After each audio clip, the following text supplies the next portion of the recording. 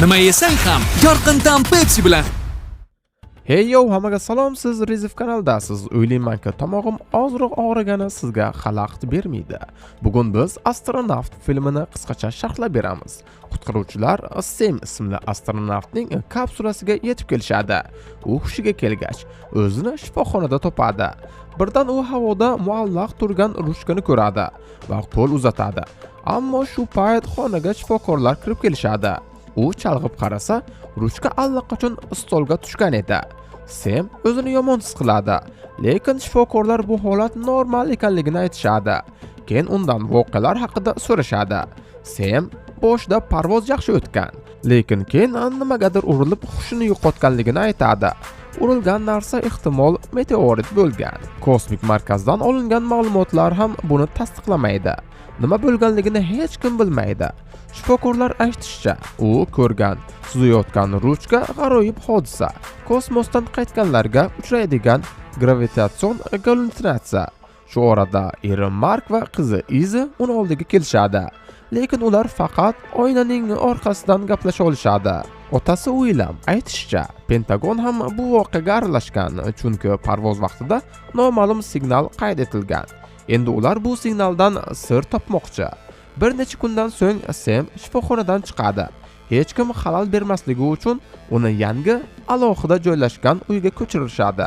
Michel aytishicha, bu joyni hukumat 50-yillarda qurol sinovlari uchun sotib olgan. Sam zerikmasin deb unga teleskop berishadi.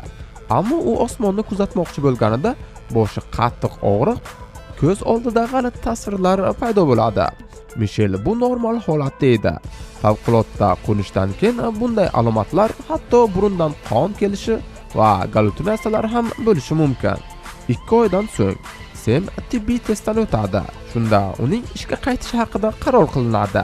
Har kuni shifokorlar kelib, sog'lig'ini tekshirib turishadi. Ammo Samni tinimsiz bosh og'riq va ichki issiqlik qiynaydi. Garchi tana harorati normal bo'lsa ham, kechga yaqin burnidan qon ketadi. Shu payt unga dugonasi Vel qo'ng'iroq qiladi. Avval suhbat oddiy kechadi, lekin birdan Sam jimib qoladi. U tashqarida kimnidir ko'rgandek bo'ladi. Vel buni e'tiborga olmaslikni, o'zini asrashni maslahat beradi. Telefon o'chgandan so'ng esa uydagi elektr chiroqlari miltillay boshlaydi. Go'yo kimdir uyga kirgandek. Pol loyga belangan, stul esa ag'darilgan. Sam buni tasodif deb o'ylab tashqariga chiqadi. Osmonni kuzatayotganda esa o'rmon orasida kimningdir soyasi o'tib ketadi. U jasorat bilan orqasidan yuradi. Shu payt tom ustidan kimdir yuguradi. Boshi yana og'riy boshlaydi va u yana g'alati tasvirlarni ko'radi. Ertalab yangi kun boshlanadi. Sam bir kuni boshdagi bog'ish sirli tarzda harakat qilganini sezadi. Ertalab nonushta paytida esa tuxum havoga ko'tariladi. U unga tegadi, lekin tuxum go'yo og'irliksiz muhitda muallaq turardi. Shu payt uyga odamlar kirib kelishadi va tuxum yerga tushib sinadi. Tibbiy tekshiruv davomida Sam oyog'ida og'riq sezadi, lekin bu oddiy qaltis holat deb aytadi. Michel undan kechirim so'rab barcha testlar ularning tadqiqotlari uchun muhimligini tushuntiradi va har qanday yangi simptom haqida darhol aytishni so'raydi. Ammo Sam o'zini bezovta qilayotgan g'alati narsalar haqida aytmaydi. Keyin u eri Mark va qizi bilan suhbatlashadi. Sam oilaviy sayohatni rejalashtirmoqchi. Qizi esa chizgan rasmni ko'rsatadi. Unda ularning oilasi va yonida kosmosdan kelgan kichik odamchalar tasvirlangan edi. O'rmonda sayr paytida Samning boshi yana og'riy boshlaydi. Ko'z oldida g'alati tasvirlar paydo bo'ladi. Shu payt u suv tomchilarini payqaydi. Ular uni tosh ustidagi yashirin kameraga olib boradi. Atrofga qarasa, butun o'rmon kuzatuv kameralariga to'la. U chayqalib yiqiladi va hushini yo'qotadi. Ko'zini ochganda u allaqachon o'z yotoqxonasida edi. Yonida esa notanish erkak turardi. U o'zini Williamning odami deb tanishtiradi va Samni o'rmondan topib uyga olib kelganligini aytadi. William Samni maxsus xavfsiz xonaga olib boradi. Bu joy ilgari muhim shaxslar uchun boshpana sifatida qurilgan bo'lib, ichida oziq-ovqat va suv tizimlari hamda barcha kuzatuv kameralarining markaziy pulti joylashgan. Ular chiqib ketgach, monitorlar birdaniga ishlamay qoladi. Shu payt Sam o'z tanasidagi ko'karish tobora kattalashayotganligini payqaydi. YouTube'da pul ishlash sizlar o'ylaganchalik qiyin emas. Misol tariqasida shu kanal 29-iyul kuni pul ishlashni boshlagan va 10 kun davomida $1700 pul ishlashga muvaffaq bo'ldi va ba'zi kunlar hattoki $300 yaqin pul ishlagan. Nastroykasini ko'rishimiz mumkin. Bu kanal AQSh dollariga hisobni ko'rsatmoqda va bir haftada $1300 pul ishlagan. Agar bunaqa ikkita kanal qilib qo'ysangiz, bemalol moliyaviy erkinlikka erisha olasiz. Buni Amerikan YouTube deyshadi. Bunaqa kanal qilib pul ishlash uchun sizni gapirish shart emas. Mikrofon, kamera hatto kerak bo'lmaydi. Kompyuter bo'lishi shart emas, shunchaki oddiy telefon bo'lsa bas. Hatto yosh bolalar va ayollarga ham mos keladi. Eng asosiysi qimor yoki tavakkalchi o'yinlarga o'xshab pulingizni yo'qotmaysiz va kanal yuritish uchun pul tikish ham shart emas. Internet va xo'sh bo'lsa bas. Agar YouTube'dan daromad qilishni xohlasangiz, Telegramdagi Bir Qadam Pro kanalimizga qo'shiling va tekin maslahatlar va darsliklardan o'rganishni boshlang. Kechqurun u biroz tinchlanish uchun tashqaridagi jakuzi ichiga kiradi.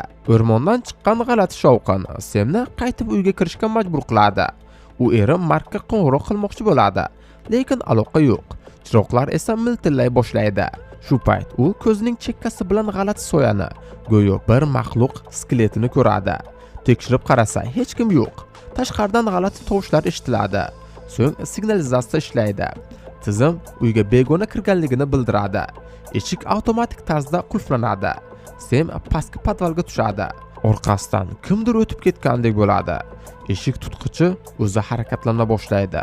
U jur'at yig'ib, kimligini bilish uchun chiqadi. Shu payt qora, g'ayritabiiy qo'l derazaga uriladi. Sem qo'rquvdan qotib qoladi va tezda bunkerga yashirinadi. U yerdan esa aniq ko'rinadi. Uyning tashqarisida haqiqatdan ham o'zga sayyoralik turardi. Bir zumda hammasi yo'qoladi. Sem uyg'onib ketadi. Telefon jiringlayapti. U otasiga bo'lgan voqeani aytadi. Ota kameralarni tekshirishni va'da qiladi. Mishel esa uning tanasidagi ko'karishlar g'alati ekanligini aytib, rentgen qilishni buyuradi. Sem esa shubhalanadi. Balki u kosmosdagi topshirig'i orqali o'zga sayyoralikni yerga olib kelganmikan? Kameralar yozuvida esa o'sha joyda faqat xiralik va shovqinlar. William bularning barchasi xayol deydi. Kechqurun Sem maxsus kuzatuv dasturini ishga tushiradi. Uydagi odamlar soni 9 ta deb chiqadi. Bu xodimlar va uning oilasiga to'g'ri keladi. Ammo oilasi o'rmonga sayrga chiqqach, g'alati shovqin yangraydi va bir zumda qizi Izi yo'qoladi. Sem va Mark uni zo'rg'a topishadi. Izi esa qo'lida nimanidir ko'rsatadi. U o'lgan hasharot tanasini topgan edi. O'rmonda g'alati voqealar davom etadi. Izi topgan o'lik hasharotdan keyin butun o'rmon jimjit bo'lib qoladi.